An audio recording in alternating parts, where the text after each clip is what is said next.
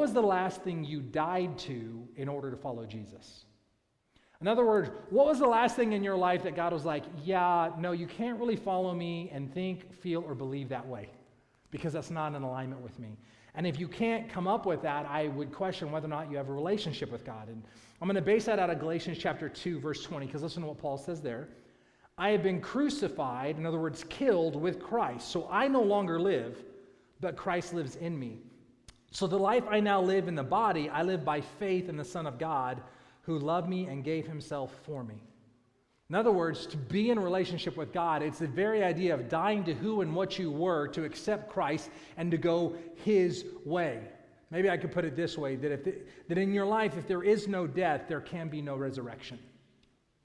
Right? That if you're not willing to die to your sin, you cannot be resurrected to new life, like we just saw.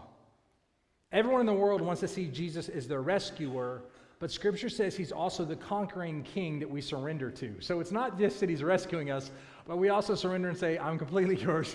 You're the one in charge. I'm following you.